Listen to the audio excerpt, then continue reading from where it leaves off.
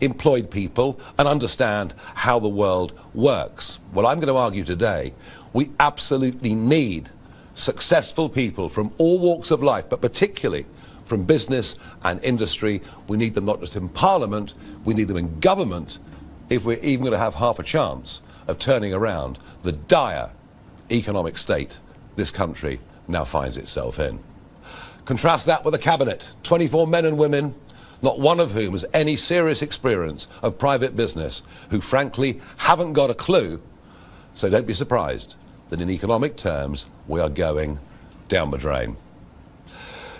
Now, Standards investigating me over the gift has now reared its head again as a result of a lot of copy in this week's Sunday Times, incidentally written by a journalist who publicly says that he despises me.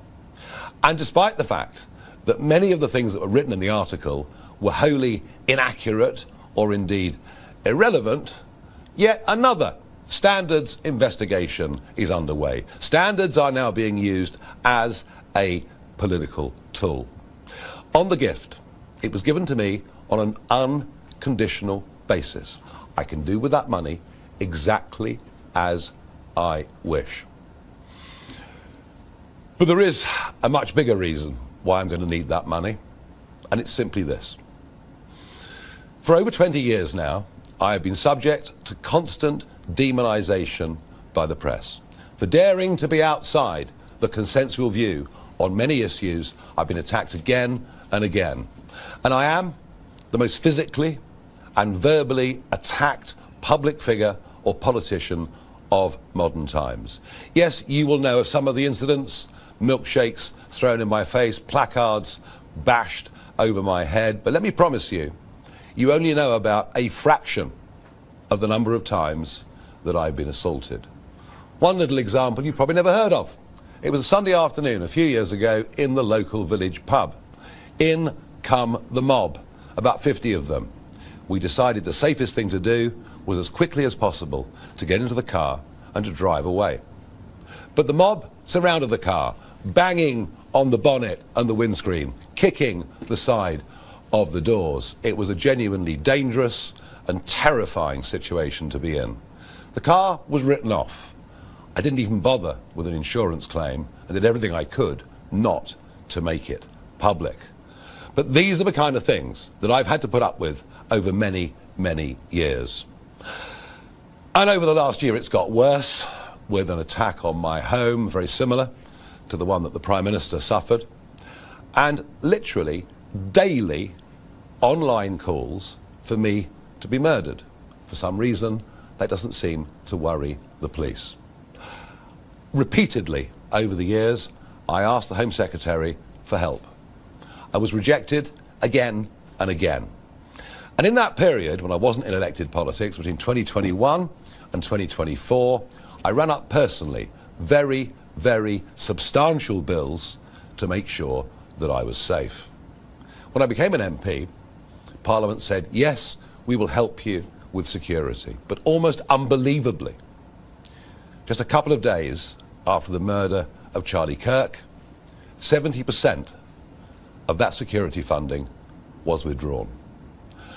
I am going to need security for the rest of my life, and I cannot even tell you how grateful I am to Christopher Harborne, because now I will never ever need to worry about whether I've got the resource. Well, the new attack from the media is that somehow I am a crook, I am dishonest. Yet another reason to hate me.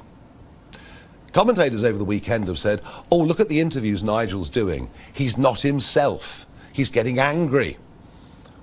Well, here's why. For some reason last week, the editor of the Times newspaper decided to publish a picture of where my daughter lives.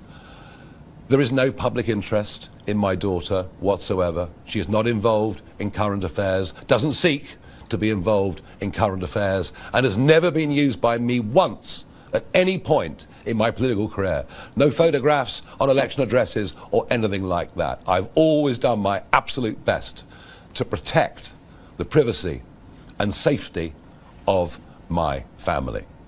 By publishing that photograph the editor of the Times, has directly threatened her security. I wonder what happened to the Leveson inquiry of years ago, an inquiry that sought to bring better balance between what the press could do and families of those in public life. Worse still, she now has broadcasters haranguing her. Sky News were one of them, and when I questioned them on it, they willfully and deliberately lied and said on their channel that they hadn't contacted the family. Well, let me be clear. I will not tolerate intimidation of my family. I will not tolerate the location of where they live being revealed. I will not tolerate any of my family being endangered because of what I choose to do in public life. So yes, you can ask, am I angry? But I've never been angrier in my life. I'm also pretty upset with the behaviour of this Labour government. They began in 2025 and then tried again into 2026 to cancel elections for taxpayers, and to do so on a vast and epic scale, albeit with the connivance of the Conservative Party. Why? Well, of course, fear of reform. I'm proud of the fact that we fought a legal action that got nearly 5 million council tax voters the right to go out on May the 7th and give their view. Now, of course, they want to reduce the voting age down to 16. Again, they think that will help damage reform. And just a couple of weeks ago, following the Makerfield by-election, they changed the voting rules for the Manchester mayoral by-election. They've gone away from first past the post, again for fear that reform might win. And now they've come after our money. Now, to be clear, in the early days after the last general election, it was the huge increase in our membership at £25 a time that actually got us into a position where we could build a proper party. Over the last year, some big donors have been attracted to us. Extraordinary. These are men who've gone off as entrepreneurs around the world and succeeded. The sort of people we used to admire over centuries. Now government ministers refer to them in Parliament as malign actors. And so they keep changing all the rules again and again just to stop reform. Frankly, it is like living in a communist country. I could never have believed such a thing would happen here.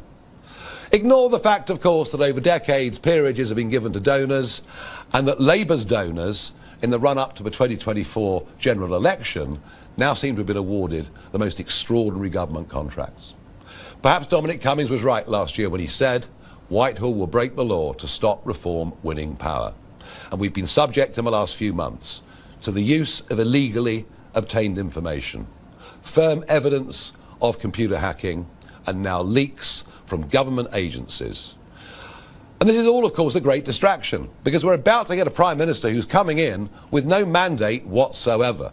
He didn't even stand on the 2024 manifesto. This country needs a general election, even if Labour, the Conservatives and the media don't want it. And whilst this pile-on against reform happens, the boats continue to cross the English Channel. Our fractured defences make us look weaker and weaker against what I think is now an increasingly dangerous Vladimir Putin. Business confidence is the lowest it's now been for 16 years, and I speak to you from a capital city where men can't wear watches and women can't wear jewellery on the street. Britain is broken and the public know it, and we need change. Now, the issue with my daughter was the final straw. Enough is enough. And I thought over the weekend, what shall I do? I could go out and try and make some real big money. I could go to the USA, where I've got plenty of offers. And then I thought, why should I be judged, today or in history in the future, by Sky News and their ilk? Why should they be the people that decide my fate when, as I repeat, I've done nothing wrong? I've thought about it hard, and I've decided today I will resign as a Member of Parliament for Clacton-on-Sea, thereby forcing a by-election, which should happen, I hope, in short order. No, I've decided that the people of Clacton should be the judges of my actions. This will be a people versus the establishment by-election. It's a chance to stick two fingers up to the entire establishment, to frankly tell them where to go. And that is why I will be putting my name forward to stand in this by-election. I will fight to win. I will fight to continue the political revolution that reform has started. And I would say this to you, the voters of Clacton: if I win, you win. Because if I lose, they win. And we will never, with the two old parties, get the type of fundamental change that we need to fix broken Britain. Thank you.